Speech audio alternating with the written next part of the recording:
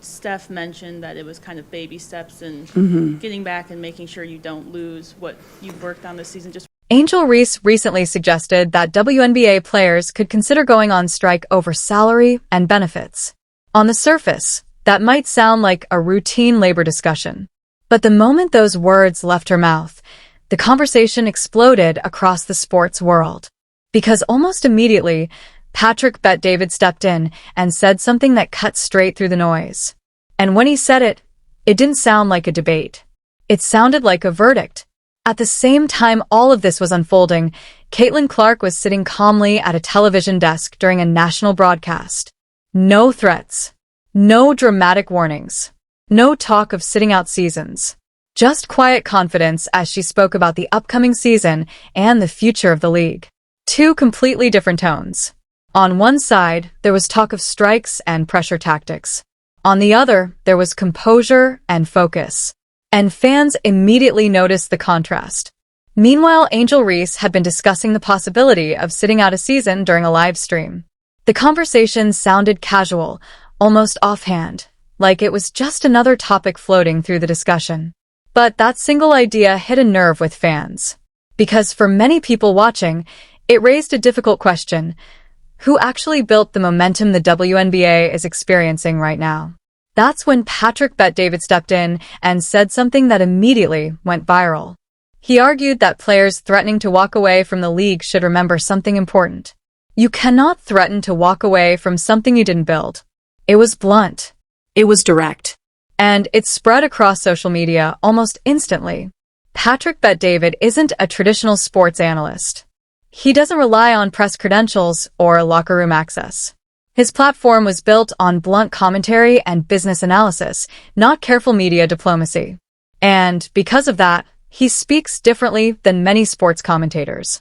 When he addressed the situation, he didn't soften his language or try to balance every possible side of the argument. He simply said what he believed. According to Bet-David, the current surge of attention surrounding the WNBA cannot be discussed without acknowledging one specific factor. Caitlin Clark. He argued that every player in the league should hope nothing ever happens to Clark's ability to play, because the momentum she brought into the league has been unprecedented. That statement alone sparked massive debate.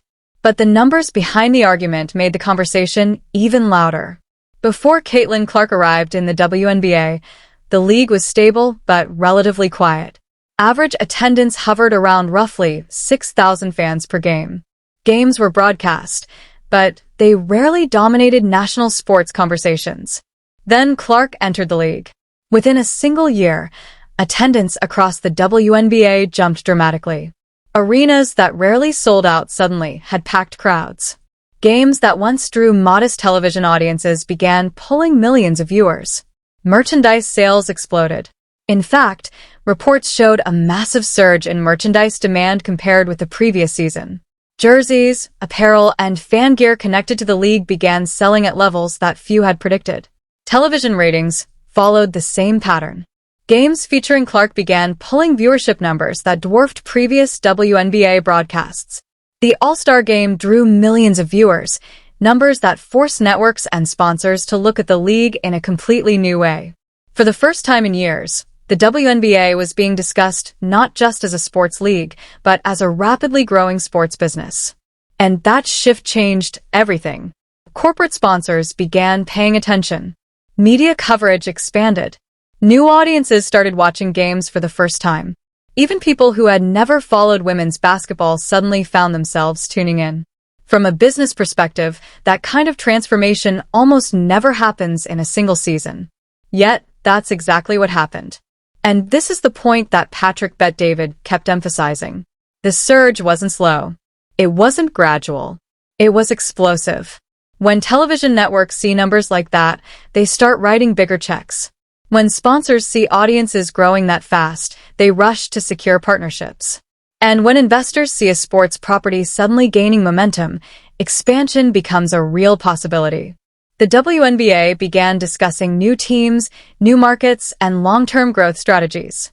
All of that happened within the same window of time. But there was another detail that surprised many fans. Despite the enormous impact she was having on attendance, ratings, and merchandise sales, Caitlin Clark entered the league on a standard rookie contract.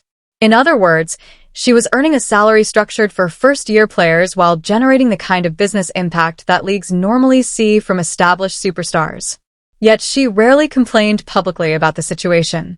Instead, she kept playing, and that contrast became part of the larger debate. While Clark focused on basketball, some of the loudest conversations surrounding the league involved criticism of her fans, criticism of her popularity, and intense physical play on the court during her rookie season. Many fans noticed the tension immediately. Some veteran players suggested that Clark needed to earn respect inside the league. But from the perspective of many viewers, Clark had already earned attention in a different way. She had set historic scoring records in college basketball. She had sold out arenas during her first professional season, and she had brought millions of new viewers into the sport. So when Patrick Bet-David compared the situations of Angel Reese and Caitlin Clark, he wasn't just making a personality comparison. He was making a business argument. From his perspective, threatening to sit out a season during the exact moment when the league is experiencing unprecedented growth could send the wrong message to fans, sponsors, and networks. Because the truth is simple. Sports leagues grow when fans are excited. And right now, millions of those fans are watching because they discovered the WNBA through Caitlin Clark. That doesn't mean other players aren't talented. The league is filled with incredible athletes. But timing matters.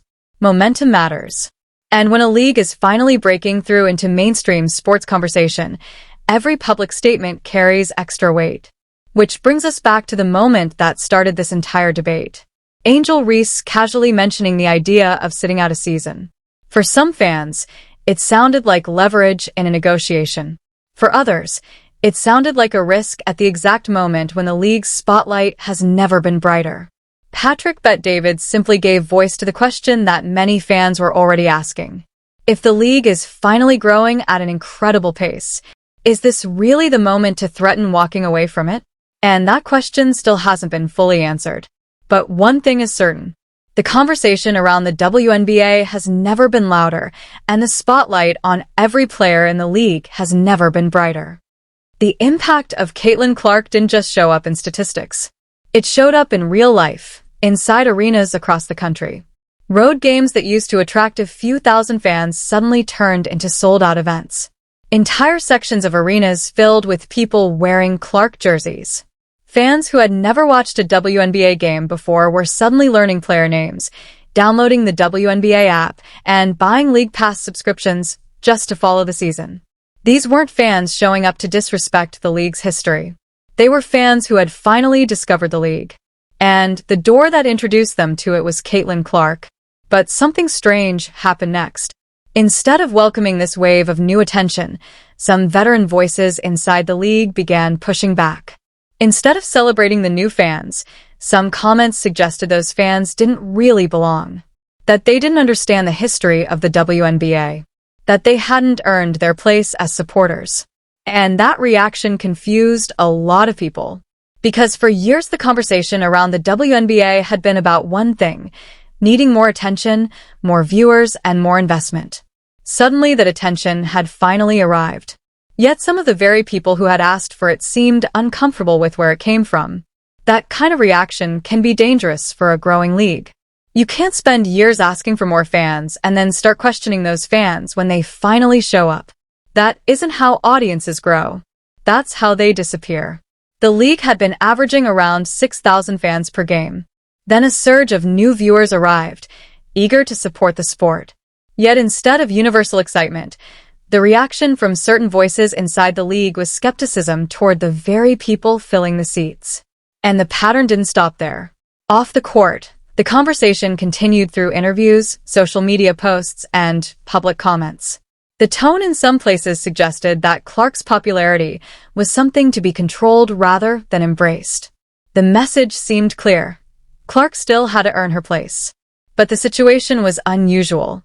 Because while she was being told to prove herself, she was also becoming one of the most recognizable athletes in the entire country. Very few rookies in any professional sport are asked to carry that kind of responsibility. Normally, rookies are introduced slowly into a league.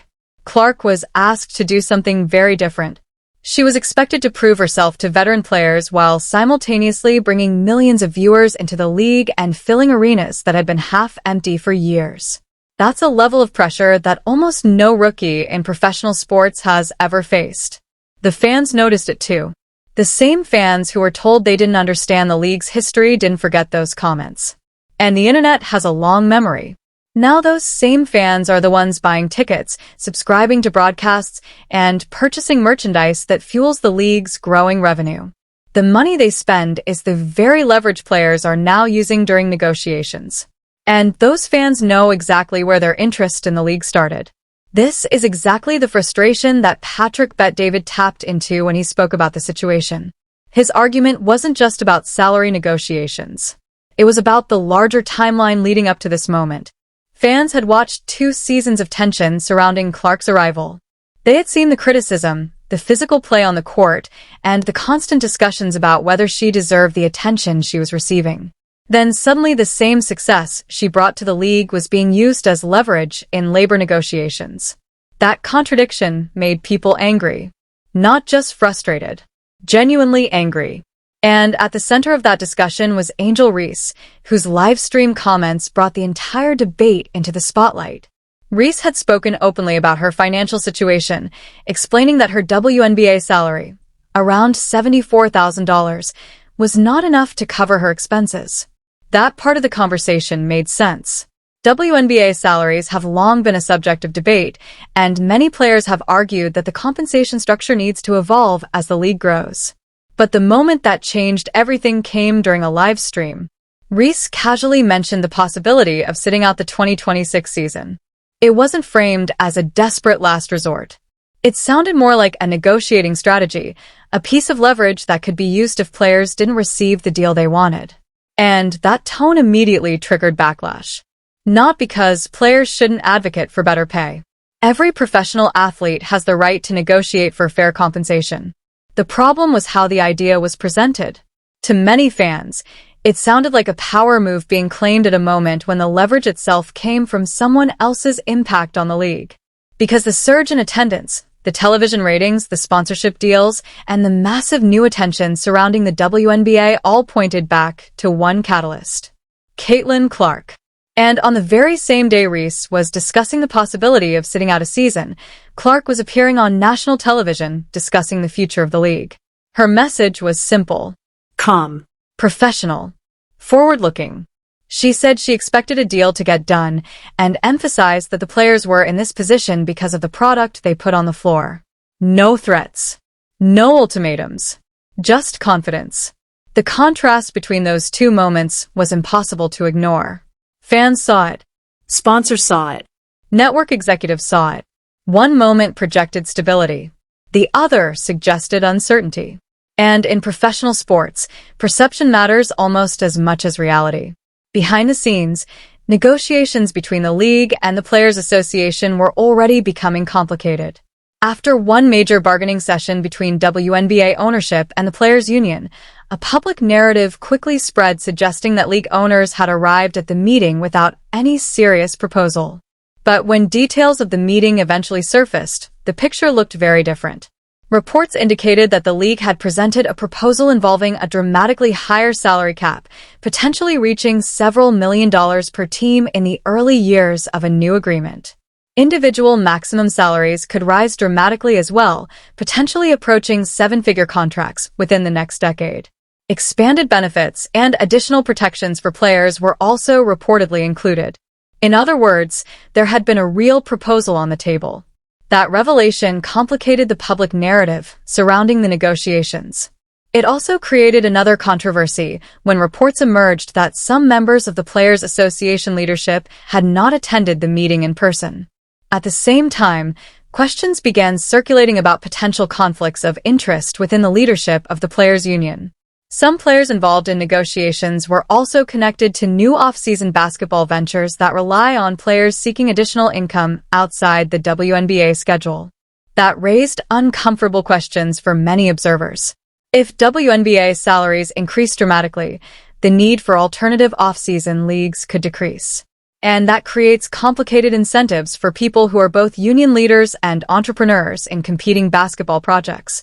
Those concerns were even raised publicly by players themselves. The biggest worry is what happens if negotiations break down entirely. Because the players who would suffer the most aren't the biggest stars. They are the younger players trying to build long careers in the league. Players who simply want to play basketball and continue building the momentum the WNBA is finally experiencing. The truth is that the WNBA has struggled financially for much of its history. Reports have suggested the league has operated at significant losses for many years. Yet despite those challenges, it survived. And now, for the first time in decades, it appears to have a real opportunity for explosive growth. A moment where new fans are watching, new sponsors are investing, and the entire sports world is paying attention. And that moment arrived largely because of one extraordinary rookie season. Caitlin Clark didn't demand credit for it. She simply showed up, played the game, and let the results speak for themselves. When she appeared on television and calmly said she expected the next season to happen, that message carried weight. Because sometimes the strongest statement isn't a threat, it's confidence. And right now the future of the league may depend on which message ends up defining this moment. After the initial comments from Patrick Bet-David went viral, the debate surrounding Angel Reese and Caitlin Clark only intensified. What started as a simple sports comparison quickly turned into a much larger cultural conversation about performance, media attention, and how athletes present themselves both on and off the court. Patrick Bet-David didn't just make a passing remark. He went deeper into the discussion, pointing out what he believes is a fundamental difference in how these two players are being perceived by fans and the media. According to him, the comparison isn't just about basketball statistics. It's about brand, discipline, and the type of attention each athlete attracts. He argued that Caitlin Clark's rise has been fueled largely by her ability to consistently deliver historic performances on the court. Night after night, Clark has been breaking records, hitting deep three-pointers, and drawing massive crowds to arenas that previously struggled to sell out. For Bet-David, this is what creates genuine star power in sports. Meanwhile, Angel Reese has built her own following, but critics often claim that a large part of the attention around her comes from moments off the court, social media posts, interviews, and controversial celebrations. Supporters say this is simply personality and confidence. Critics say it distracts from the game itself.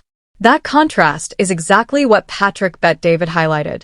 In his analysis, he explained that modern athletes are essentially running their own personal brands. Every press conference, every tweet, every highlight clip becomes part of a larger narrative. The question, he said, is whether that narrative is being driven by performance or by controversy. For Caitlin Clark, the narrative is straightforward. Elite shooting, record-breaking scoring, and a style of play that many analysts say is transforming the women's game. For Angel Reese, the story has become more complicated. Some fans see her as a competitor who brings intensity and emotion to the court. Others argue that the spotlight surrounding her sometimes overshadows the actual basketball. Bet-David's point wasn't